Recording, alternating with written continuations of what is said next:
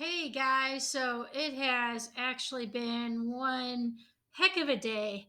I tried to start making this video about, let's see, it's 1 o'clock, so 4 hours ago, when I realized that the internet was just not going to cooperate. And I've spent the last 2.5 hours on the phone with Frontier. And at this point, my mind is just about fried. But I'm going to still try to go ahead and start this Ed puzzle slash video on the Great Depression. So I think over the next week we're going to have a series of videos on the Great Depression that I'm going to make using the Nearpod. Now, this is usually how I give notes for the Great Depression for my US history and my honors US history, but you guys aren't really going to take notes. All you guys are going to do is learn and listen. I guess listen and learn. So, you guys listen along, answer some questions along the way, and that's what we're doing this week.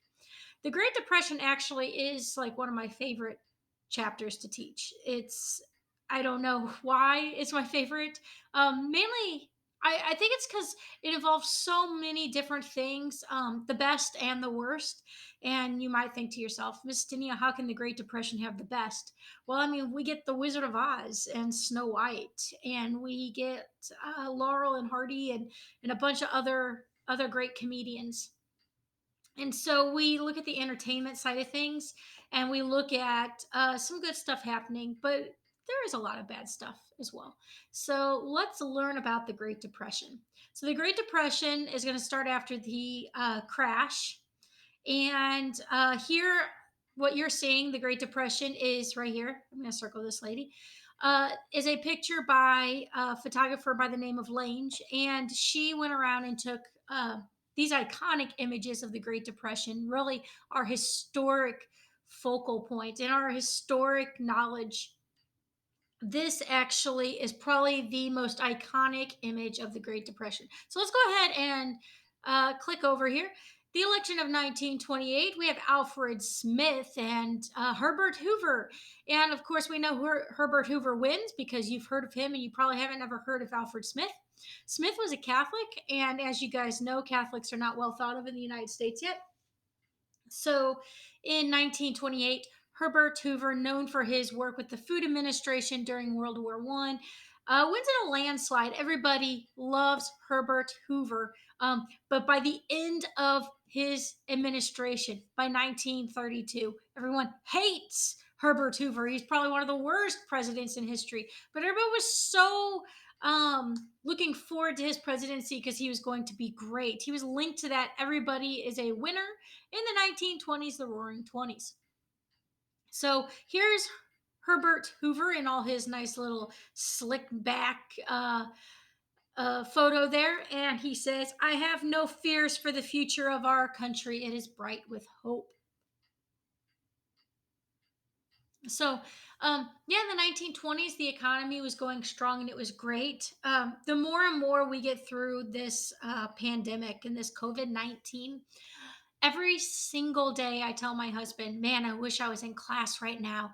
Not only because I miss you guys, but because everything I see along the way directly correlates with what we're going to be learning. So 2020 started off with a strong economy. President Trump up there saying this is the best economy we've had in a century, and he was right. This was the best economy we had in a century, and it just took a matter of weeks to make it the worst economy in a century.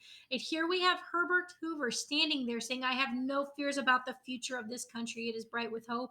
And guess what? Within a matter of weeks, the bubble bursts. Now, completely different reasons why the bubble bursts. One is overproduction, which we're going to see all this overproduction of goods. And then today, obviously, this pandemic, but it has direct correlation with each other. And we're going to see time and time again through the 1920s, 1930s, and 1940s into World War II, direct correlations with what you guys have been living with in the last 4 to 5 weeks. So moving on here. Use a complete sentence why Hoover's quote at the beginning of his presidency is significant to mention. You guys, I've talked, we're going to have the Great Depression. So it's bright with prosperity, but if you know what prosperity means, you can see that is in direct conflict with what the Great Depression is going to bring us. Okay, so little video here. If it's going to come up, it's going to explain the difference between a bull market and a bear market, which in the past, none of my students have ever heard of. And all I have heard on the news the past 2 weeks was that we were in this bull market and now we're in a bear market. And it's going to show you really simply how to remember which one's the bull, which is good, and which one's the bear, which tends to be bad.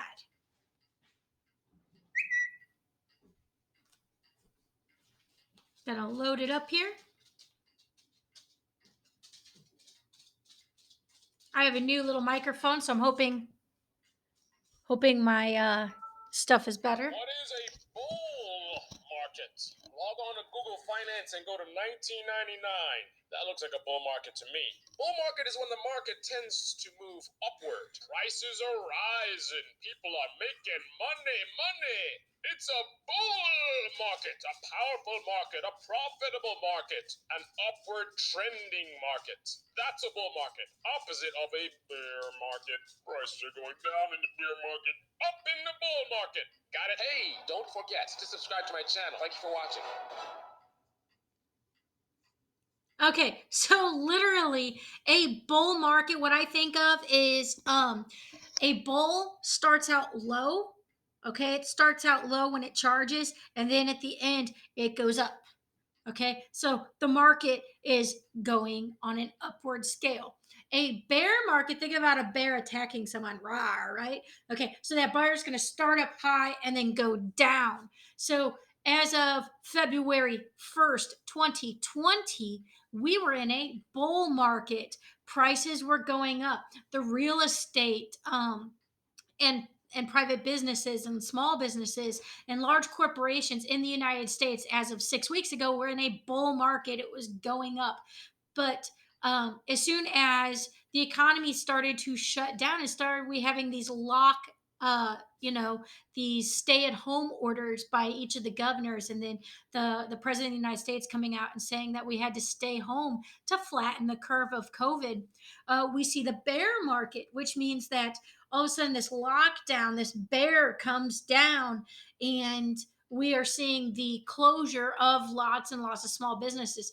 And it's going to be a while before we get that bull market back. That's why it's such a fine line with health and the economy, because the livelihood of people here is linked to the economy. And yes, you can save someone's life um, by staying at home, but where is the fine line with putting us into another Great Depression of 1929 to 1930?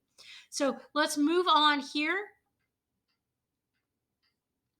Our next slide, talking about the stock market in the 1920s. A bull market, a vocab bull market, a long period of rising stock prices.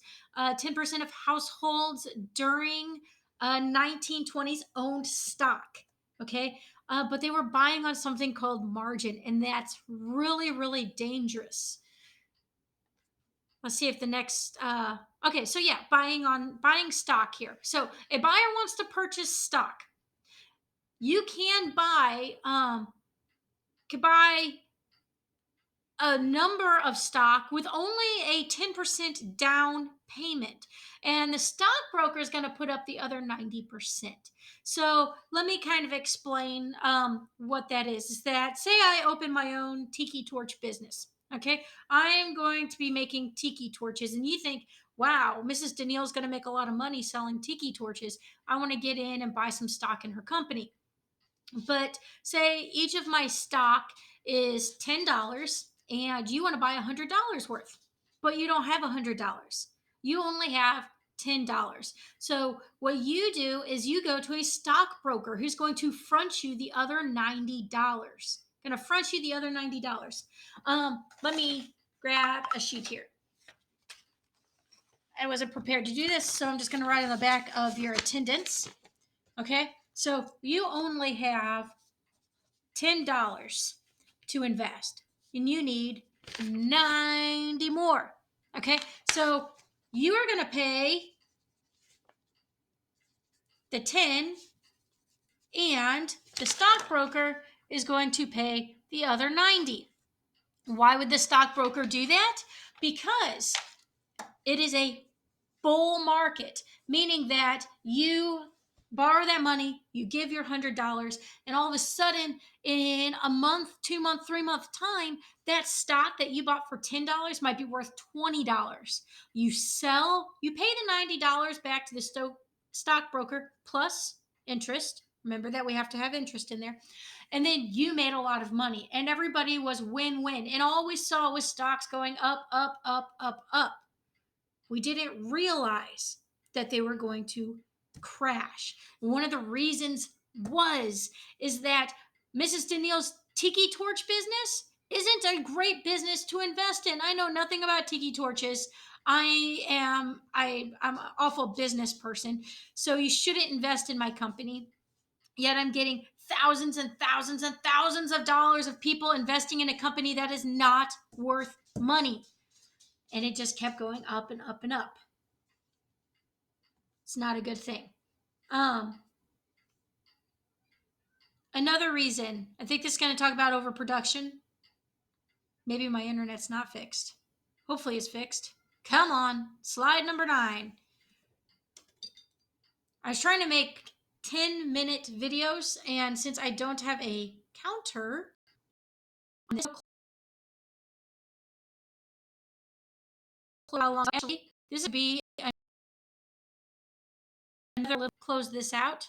Ooh, 11 minutes. So what I'm going to do is actually stop this right now. Um, Actually, no. Let's go ahead. How long is this? Gosh, I think this is like a 5-6 minute video. Um, we're gonna call this video 1. And in the next video, we're going to talk about that bull market and that bear market and what happens when prices keep going up and up and up and up and up. And we're going to see the reasons why this bubble bursts right there in 1929, why that stock market crashes and how that affects everybody, because it's not just going to affect people who invested in the stock market, right? Because we're going to see that banks took your money and invested it into the stock market. So your hard-earned money, maybe you made all this money, you put it in the banks and said, "Hey, this is my money and I don't want anything to happen to it. I'm going to put it in the bank." Well, the banks weren't safe in 1920s. And we're going to learn more about that in the next video.